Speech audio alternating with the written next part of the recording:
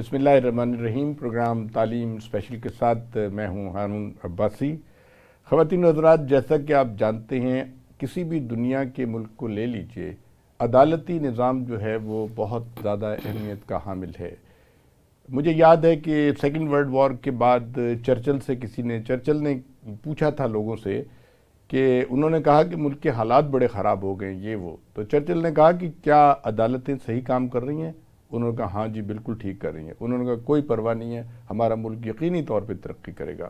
ہمارا المیہ یہ ہے کہ ہمارے یہاں جو عدالتی نظام ہے اس میں کافی ایسی معاملات ہیں، سکم پایا جاتا ہے شاید قانون میں، کہ لوگوں کو سستا اور فوری انصاف نہیں ملتا۔ اسی حوالے سے آج ہمارے پاس تشریف لائے ہیں رانا ندیم صابر صاحب۔ آپ Lahore high court bar association کے لائف ممبر ہیں۔ بہت شکریہ سر، آپ تشریف لائے، کیونکہ تعلیمی پروگرام ہے، بات تعلیم سے شروع ہوگی کہ آپ نے کہاں سے تعلیم حاصل کی، آپ کی اساتذہ کون تھے اور آپ کس کو زیادہ رول ماڈل سمجھتے ہیں اپنا؟ میں نے گریجویشن تو اسلامیہ کالج سول لائن سے کیا تھا جی، اور اس کے بعد LLB میں نے کیا پنجاب لاء کالج سے۔ اچھا، ہمایوں احسان صاحب میرے بڑے اچھے موکل صاحب کا زمانہ تھا؟ نہیں، وہ ان کے بعد اچھا اس کے ساتھ MY ڈا صاحب تھے، نفیر ملک صاحب تھے۔ اچھا، تو میری خوش قسمتی ہے کہ مجھے قانون کی تعلیم کے دوران بھی بڑے اچھے اساتذہ ملے، اور اس کے بعد الحمدللہ جن سینئرز کے ساتھ میں نے پریکٹس جوائن کی، اپرینٹرشپ کی، انٹرنشپ کی، وہ بھی بہت اچھے تھے۔ تو قانون بہت سارا مثلاً معروف لوگوں کے آپ جیسے میں نے عرض کیا کہ نفیر ملک صاحب تھے، MY ڈا صاحب تھے، اور اس کے بعد ذل شاہ صاحب تھے۔ تو یہ بڑے یونس صاحب کا نام بڑا ہے بہترین، بڑی اچھی ان کا آج بھی جسٹس شیخ عدمت سعید صاحب تھے، منصور علی شاہ صاحب جو سپریم کورٹ میں گئے، ان سے میں نے کمپنی لا پڑھا تھا۔ جسٹس نسیم صابر صاحب سے ہم نے CPC پڑھا تھا۔ تو یہ میرے بڑے بہترین استاد، اور انہوں نے بڑی شفقت سے شاگرد سمجھا ہی نہیں، بیٹوں کی طرح، چھوٹے بھائیوں کی طرح وہ رہنمائی کرتے رہے۔ اور آج بھی ہم جب بھی کسی کیس میں مشکل میں آتے ہیں تو ان کی وہ گائیڈ لائنز، ان کی باتیں، وہ ہمارے لیے بڑی مشعل راہ ہیں، اور ہم ان کے لیے ہمیشہ دعا گو ہیں۔ ماشاءاللہ۔ ندیم صاحب یہ بتائیے کہ آپ دونوں طرح کے کیسز کرتے ہیں، فوجداری بھی کرتے ہیں اور دوسرے، تو لیکن آپ کا جو مین ایمفیسس ہے وہ کانسٹیٹیوشن سے ریلیٹڈ ہے، اس کی کیا وجہ، آپ نے اس میں کیا سمجھتے ہیں آپ؟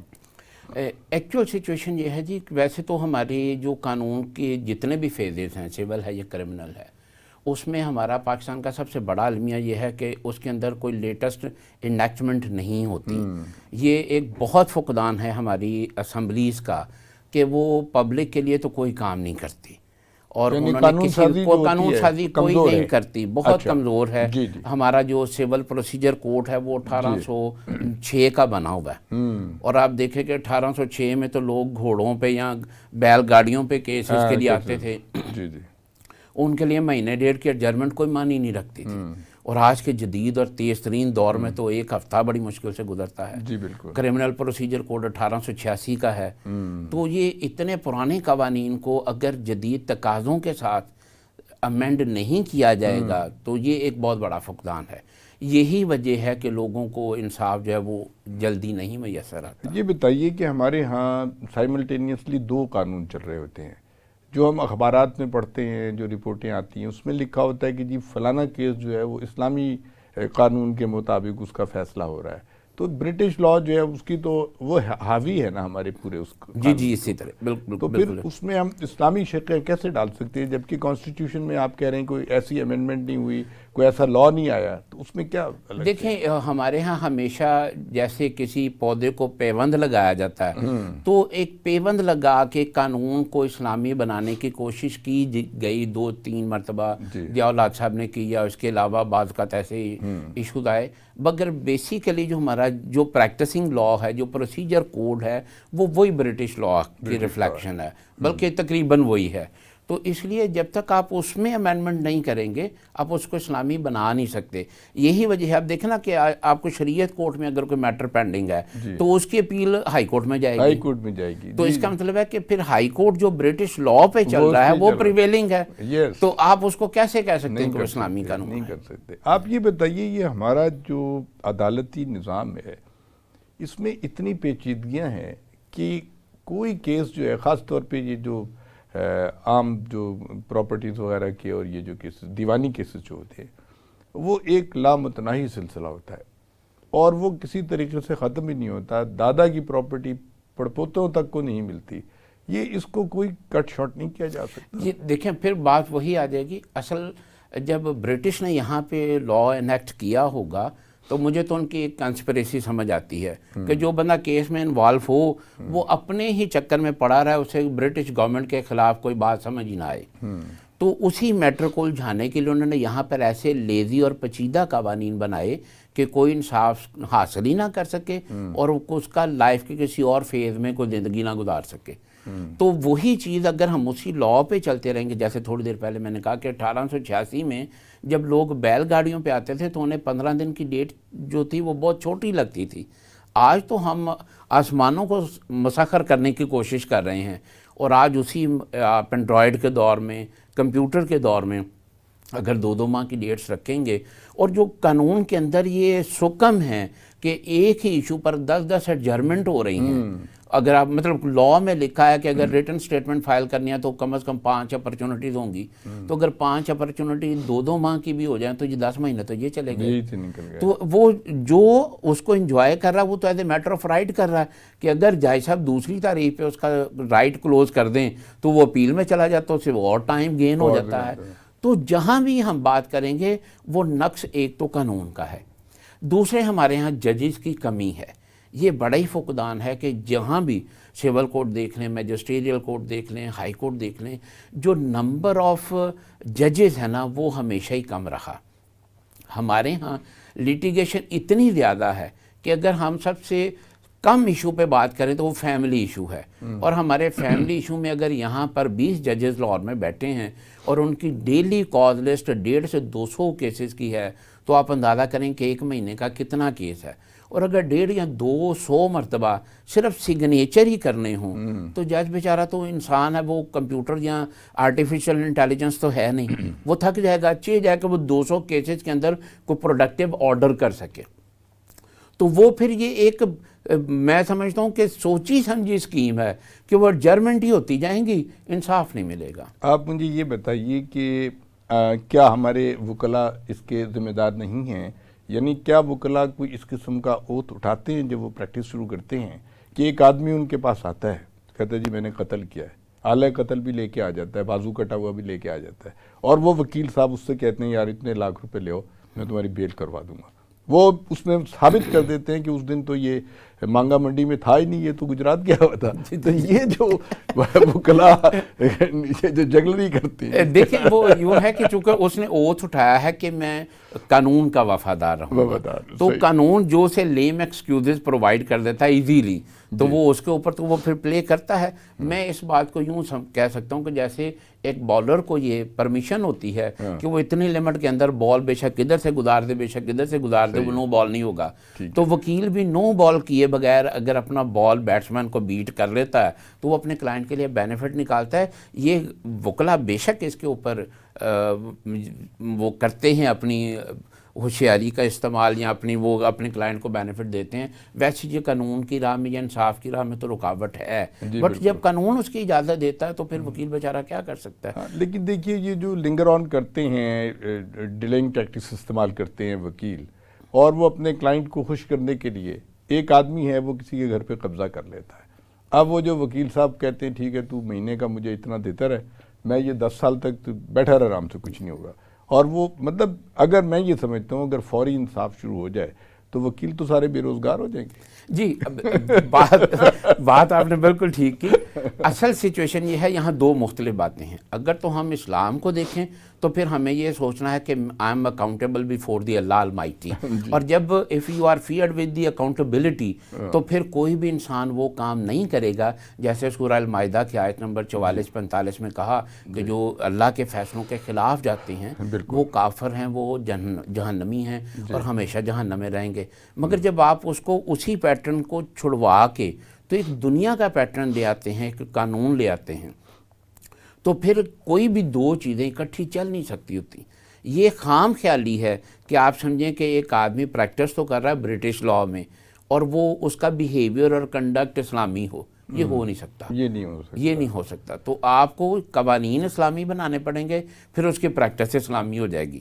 اور اگر آپ قوانین برٹش رکھیں گے یا وہی پرانا سسٹم رہے گا تو پھر انسان چاہ کر بھی اسلام پہ عمل نہیں کر سکتا. اور یہ ہمارے اکثر یہ بڑا تھینک لیس پروفیشن ہے, یہ میں بڑی سور ریالٹی بتا رہا ہوں, بڑا تھینک لیس پروفیشن ہے. اور اکثر کلائنٹ کے ناراض ہونے کی وجہ بھی یہ ہوتی ہے کہ وہ ہمارے جو فلموں میں دیکھتا ہے نا کہ وکیل صاحب ایک ہی تاریخ پہ شہادتیں بھی کروا رہے ہیں, کراس ایگزامن بھی ہو رہا ہے, وہیں پہ سارا کچھ ہو کے ججمنٹ بھی پاس ہو جاتی ہے. تو ہماری ریئل لائف میں وہ نہیں ہے. تو لوگوں کا فلمیں دیکھ کر یہ ایسی چیزیں دیکھ کر کانسیپٹ اور ہوتا ہے, لوگ یہ سمجھتے ہیں وہ ریالٹی اس کی بالکل اور بہت ڈفرینٹ ہے. بالکل صحیح ہے. اچھا یہ فرمائیں کہ ہائی کورٹ کا جو آدمی جج بنتے ہیں صاحب, اس کے لیے کیا کرائٹیرین ہے, مطلب کیا معیار کیا ہے؟ اس کی کوالیفیکیشن جو ہے ہائی کورٹ کے جج کے لیے وہ یہ ہے کہ ان کی کم از کم 15 سال کی پریکٹس ہوں, اور وہ پریکٹس ایک اچھے لیول پہ ہونی چاہیے. محض 15 سال ہی نہ گزرے ہوں, انہوں نے اچھے کیسز کیے ہوں اور ان کی شہرت اچھی ہو, ان کے خلاف کوئی کیس یا کوئی پروفیشنل مس کنڈکٹ نہ ہو, تو یہ ان کی ایلیجبلٹی ہے.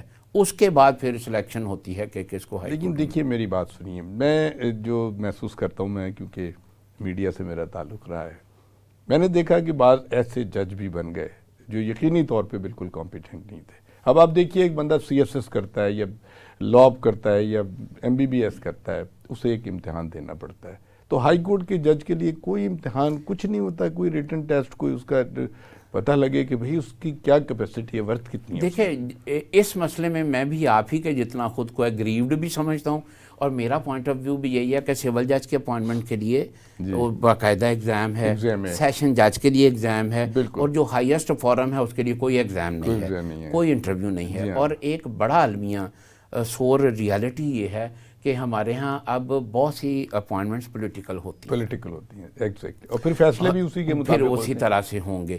اگر آپ کمپیٹنس دیکھیں, اب کیا ہوتا ہے کہ اب تو ڈپارٹمنٹ جج سے نہیں ڈرتا, اور اس کی ایک بڑی عجیب سی بات ہے. مطلب لاٹ آف ٹائم ایسا ہوتا ہے کہ ایک آرڈر اوبے نہیں ہوا, ہم نے کنٹیمپٹ فائل کر دی ہے. جب کنٹیمپٹ فائل کی ہے تو پھر وہ کورٹ نے آرڈر پاس کیا ہے, اس کو انفورس کرنا کورٹ کی رسپانسبلٹی ہے. اور کورٹ یہ چاہ رہا ہوتا ہے کہ اس کو وکیل صاحب پروو کریں. اور پھر یہ کتنا المیہ ہے کہ اگر آپ ایوریج دیکھیں کہ اگر 100 کنٹیمپٹ آف کورٹ گئی ہیں تو اس میں سے 95 اسی آرڈر کے ساتھ وہ ڈسپوز آف ہو جاتی ہیں. ٹھیک ہے جی, اس نے اب کمپلائنس کر دی ہے. کوشچن پیدا ہوتا ہے کہ جب آرڈر ہوا تھا تب کمپلائنس نہ ہونے سے جو لاس ہوا ہے اس کے لیے اسے پنش کیا جائے. اور اگر پنشمنٹ ہوگی تو اس SHO کو, اس ڈپٹی ڈائریکٹر کو یا اس آفیسر کو پتا ہوگا کہ کنٹیمپٹ میں گیا تو پھر میری سرکوبی ہونی ہے. یہاں اس کو پتا ہے جی کنٹیمپٹ ہوگی, میں جا کے سوری کر دوں گا. تو کورٹس نے خود بھی اس بات کو I'm sorry to say اتنا لینینٹ ایٹیٹیوڈ نہیں ہونا چاہیے. بالکل صحیح کہہ رہے ہیں. اور پھر ان کو ایک ریکارڈ رکھنا چاہیے کہ اس آفیسر کے خلاف اگر 5, 10, 15 کنٹیمپٹ آ چکے ہیں تو یہ کیا ہو رہا ہے. اگر پہلی, دوسری, تیسری ہے تو جیسے آپ ایک کرمنل کو اگر وہ فرسٹ offender ہے تو آپ کو لینین ویو آپ لیتے ہیں, تو کنٹیمپٹ میں بھی لینین ویو لے لیجئے. اور اگر ایک بندہ ہیبیچول ہو چکا اور اس کے اگینسٹ کنٹینیوسلی کنٹیمپٹس آتی ہیں تو پھر اس کو اتنا لینین نہیں لینا چاہیے. اچھا یہ بتائیے صابر صاحب, پچھلے دنوں میں نے اخبار میں پڑھا کہ وکلاء کی جو ہے نا ڈگریاں چیک کی تھیں انہوں نے. میں ذاتی طور پہ بھی ایک صاحب کو جانتا ہوں, ان کے پاس کرمنل جسٹس کی ہے, PhD کرمنل جسٹس, اور آن لائن انہوں نے 30 آورز میں PhD کر لیا. اور ایک طرف لکھا ہوا ہے PhD, ایک طرف لکھا ہوا ہے ڈپلوما, لیکن وہ اپنے آپ کو ڈاکٹر بھی کہتے ہیں. تو یہ وہاں کوئی ایسا کوئی نہیں ہے اس کو. دیکھیں جی, آج سے تقریباً کوئی 6 ماہ قبل ایک رپورٹ شائع ہوئی تھی کہ جو پنجاب میں 71,000 لائرس ہیں جی جو اوریجنل ہیں، جن کی سکروٹنی ہوئی ڈاکومنٹ اوریجنل، اور مور دین دیٹ کوئی 73,000 کے قریب فیک لائرس ہیں۔ اللہ اکبر۔ ہمارے ہاں ایک بڑا پرابلم ہے، مطلب میں کئی بار اپنی بار کو ریکویسٹ کر چکا کہ جیسے پولیس ڈپارٹمنٹ میں، جیسے دیگر ڈپارٹمنٹس میں ایک آئی ڈی کارڈ ہوتا ہے، وہ فول پروف ایشو ہو، وہ وکیل صاحب نے اپنے کوٹ پہ یا اپنے گلے میں وہ جیسے کارڈ ڈالتے ہیں وہ ڈالا ہو، بائیو میٹرک سسٹم ہو۔ اب دیکھیں نا کہ مطلب سیکیورٹی رسک کتنا ہے، مگر ایک صاحب نے کالا کوٹ پہنا ہوا ہے، وہ دہشت گرد، ہاں اگر دہشت گرد کالا کوٹ پہن کے آرام سے کورٹ میں انٹر ہو جائے تو وہ وکیل صاحب کو دیکھ کے، اور بعض کا تو وکیل صاحب کو تلاشی جو چیک کرنے لگتے ہیں تو وہ غصہ کر جاتے ہیں، تو وکیل صاحب کو کہتا ہوں کہ یہ آپ ہی کے لیے کر رہے ہیں، ہمیں چاہیے کہ ہم ان کو سرچ کرنے دیں۔ اور یہ جو معاملہ ہے کہ ابھی تک ہمارے ہاں کوئی پریکٹس نہیں ہو سکی کہ ہم یہ ڈٹرمن کر سکیں کہ کون سا اوریجنل لائر ہے، اور یہاں بے شمار وکلا ایسے ہیں جن کو پرسنلی ہم جانتے ہیں کہ وہ کلرک ہیں، وکیل صاحب کے ساتھ 5-7 سال کام کیا ہے، اس کے بعد وکیل صاحب ہی اس کو کہتے ہیں کہ چل یار تو یونیفارم پہن لے۔ لوئر کورٹ میں چونکہ کوڈ آف جو ہے نا یونیفارم کا وہ اتنا کمپلسری نہیں ہے، ہائی کورٹ میں تو ہے، تو یہاں وہ قریب کا یونیفارم پہن لیتے ہیں، یعنی کو بلیک اینڈ وائٹ کوٹ پہن لیا، کو کلر ٹائی لگا لی، تو وہ اس طرح پیش ہو کے، تو اگر کوئی پوچھے تو کہتے ہیں میں کلرک ہوں، تو پریزنٹیبل پوزیشن جو ہوتی ہے وہ وکیل نظر آ رہا ہوتا ہے۔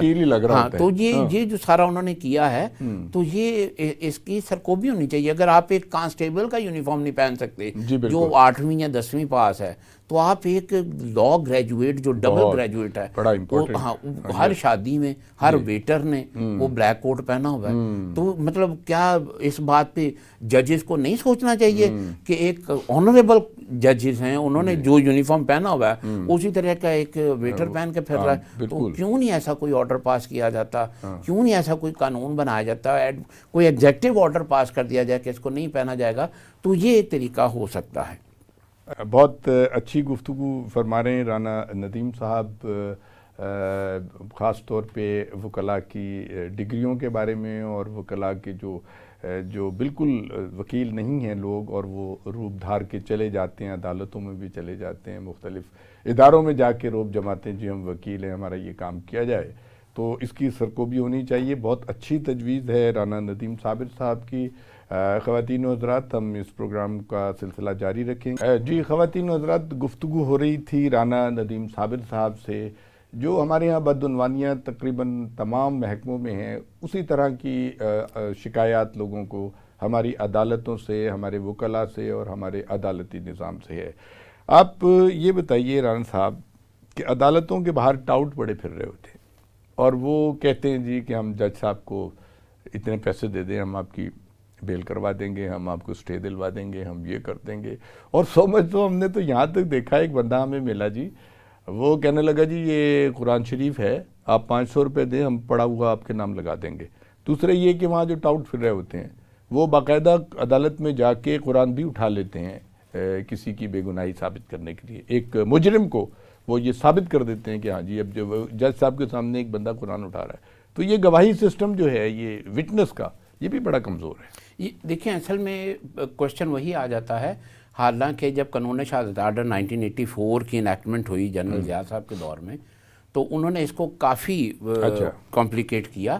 اس کا ایک سیکشن ہے، آرٹیکل ہے 3 who may testify، تو اس کے اندر جو کوالیفیکیشن لکھی گئی ہیں تو وہ تو پورے پاکستان میں شاید 5 یا 7 لوگ ایسے ہوں گے جو اس کوالیفیکیشن پہ جا کے وٹنس کر سکیں، تو یہ ایک بڑی کمپلیکیشن ہے، ہر بندے کو تو اتنا صادق اور امین وٹنس نہیں ملے گا، تو اس لیے یہاں یہ پرابلم ہو رہی ہے۔ ویسے کچھ ججز نے، چند ایک فنگر ٹپس پہ نام آپ گن سکتے ہیں جنہوں نے ٹاؤٹس کو بڑھا، ان کی گرفتاریاں بھی کی، ان کے خلاف لیگل ایکشنز بھی لیے، مگر افسوس کے ساتھ یہ کہنا پڑتا ہے کہ جو آپ فرما رہے ہیں وہ بالکل درست ہے۔ یہاں معاشرہ اتنا ٹاؤٹ سے بھرا ہوا ہے کہ لوگوں کو وکیل کی، خاص طور پر بالکل جو سبارڈینیٹ جوڈیشری ہے اس کے اندر چھوٹی عدالتوں میں، تو وہ لائک این آکٹوپس انہوں نے جیسے وہ پورے ایک سسٹم کو گھیرا ہوا ہے کہ آپ انٹر ہوتے ہیں تو آپ کو 10 لوگ پورے پیٹرن کے ایک باقاعدہ میکنزم کے ساتھ مل جاتے ہیں کہ جی ہم یہ بھی کر دیں گے، یہ بھی کر دیں گے، مافیا ہے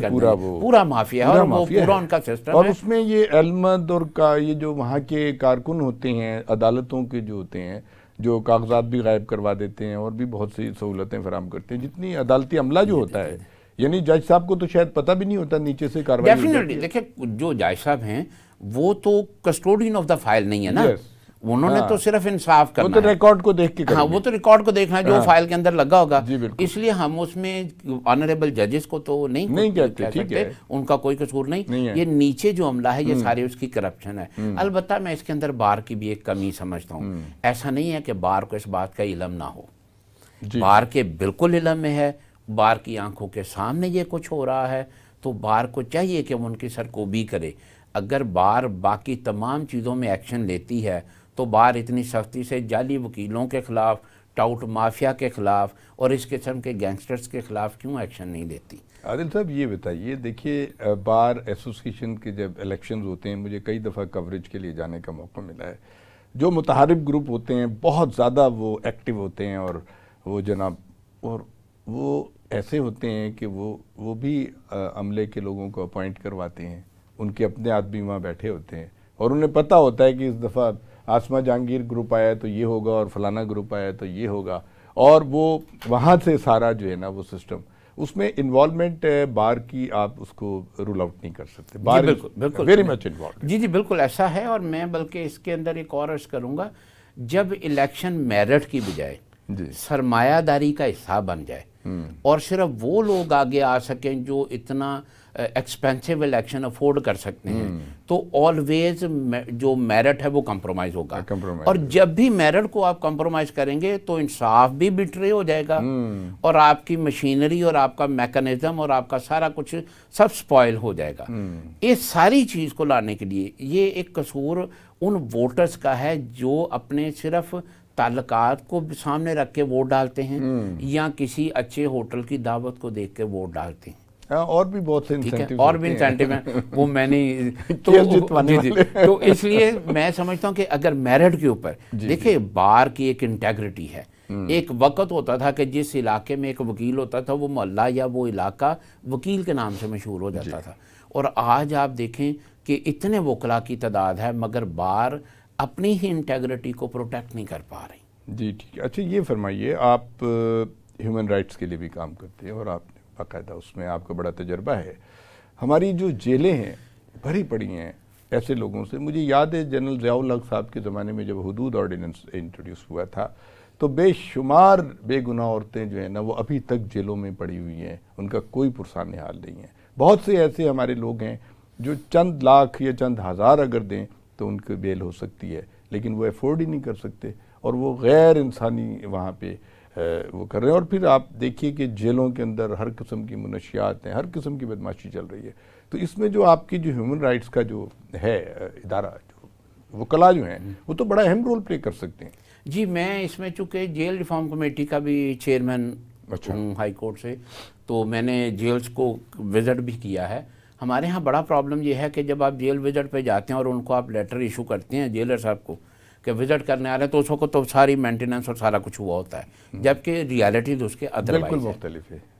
اس میں نے بار کو ایک پروپوزل دیا تھا کہ جو ینگ لائرز آتے ہیں ان کو انگیج کیا جائے ہیومن رائٹس میں، اور جیلز کے اندر ان کو ایکسیس دی جائے کہ وہ وہاں قیدیوں سے ملیں، اور جو کوئی چھوٹے جرائم کے ملزمان ہیں، کسی کی سزا تھوڑی رہ گئی ہے تو ان کو فیور کیا جائے، یا کوئی جھوٹے مقدمے میں کوئی غلط کیس میں آ گیا ہے، اسے فالجلی امپلیکیٹ کیا گیا ہے تو ان کی فیور کی جائے۔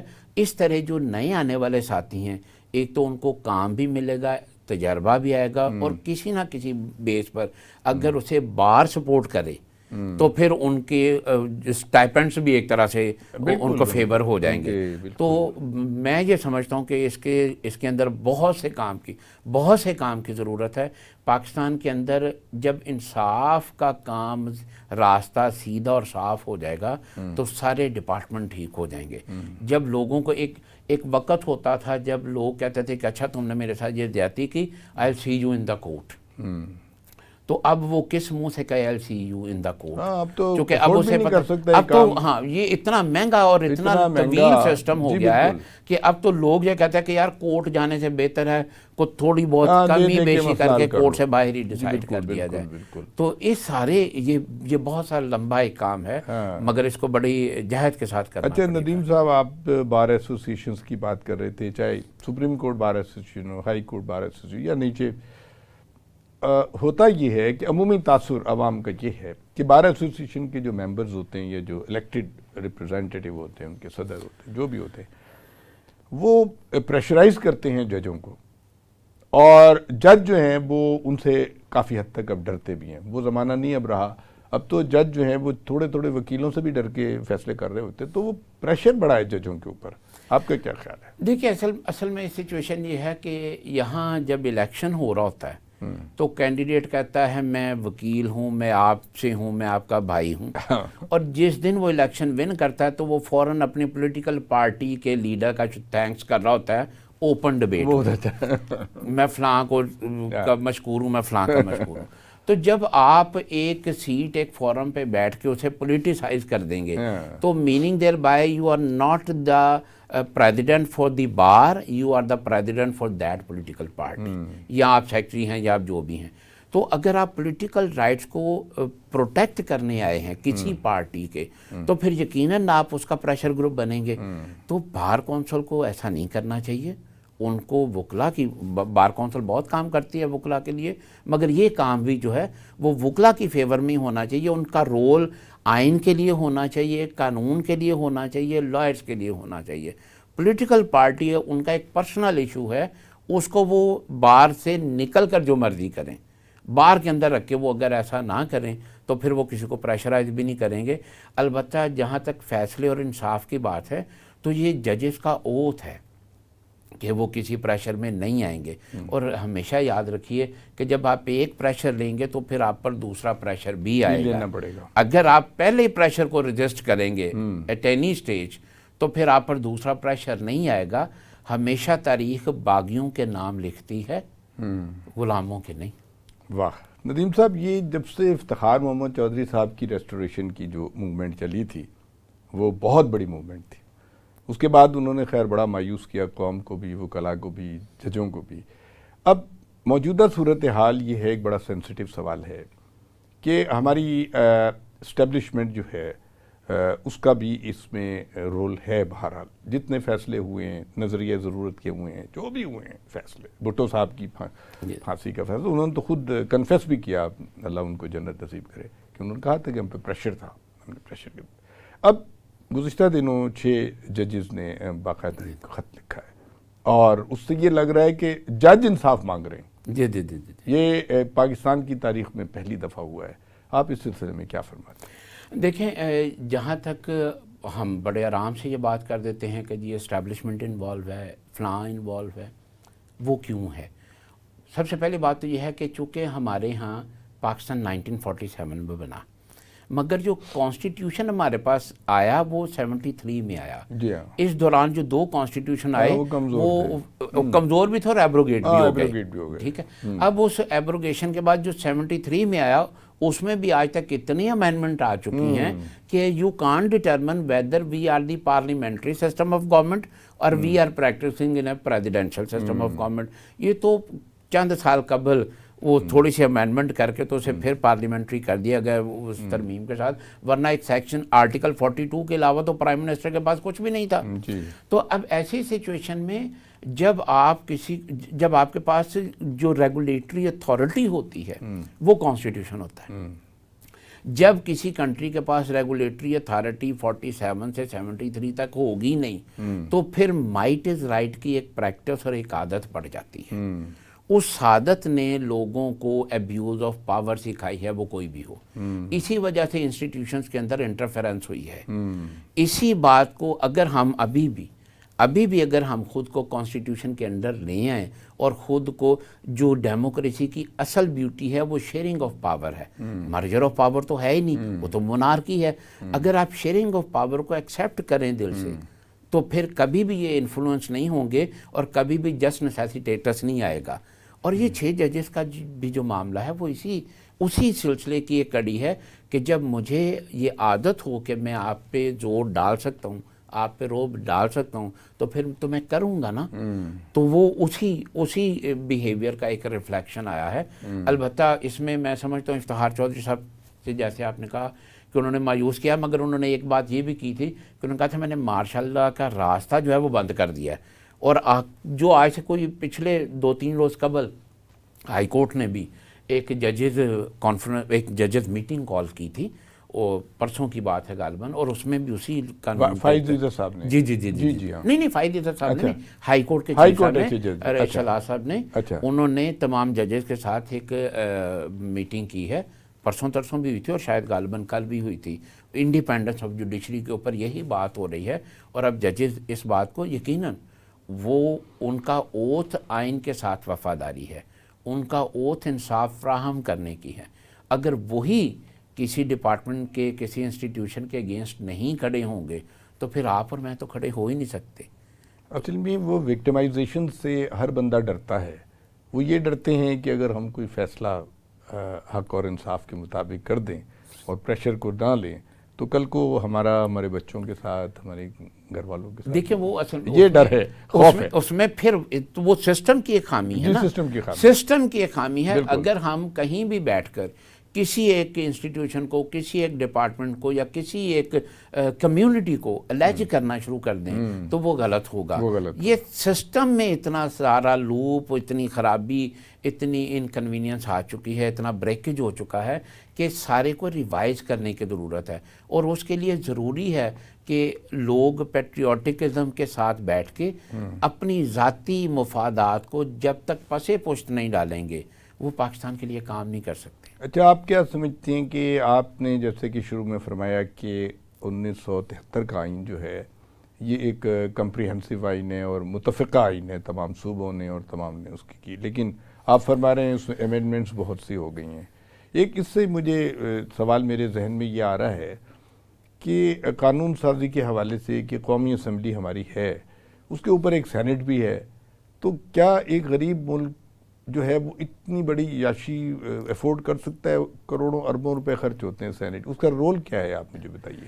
کیا ایک بیکار کی پریکٹس چل رہی؟ ایکچولی یہ ہے کہ جو قومی اسمبلی ہوتی ہے اس کے اندر نمائندگی ملتی ہے آبادی کے لحاظ سے. جی ہاں، ادھر ملتی ہے پروپورشنیٹ. ہاں جی. اگر اپر فورم نہ ہو، اپر ہاؤس نہ ہو، تو پھر یہ چانس ہے کہ کسی بھی جو چھوٹا صوبہ ہے یا کم آبادی کا صوبہ ہے، کوئی قانون اس کے حقوق کے خلاف جو ہے نہ اس کی ہو جائے کوئی قانون سازی، تو اس کے لیے وہ اپر ہاؤس ہونا تو ضروری ہے.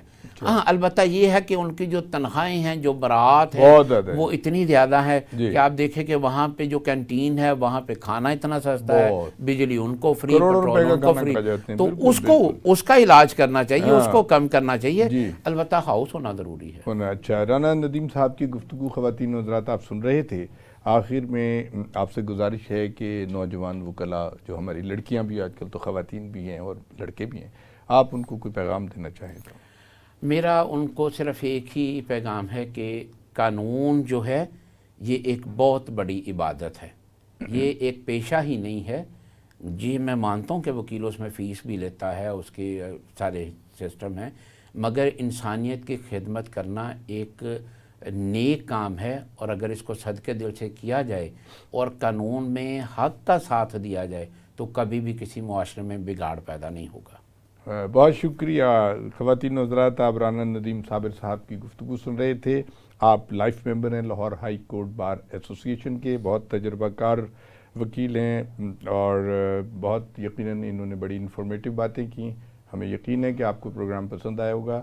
ہارون عباسی کو اجازت دیجیے. بہت شکریہ.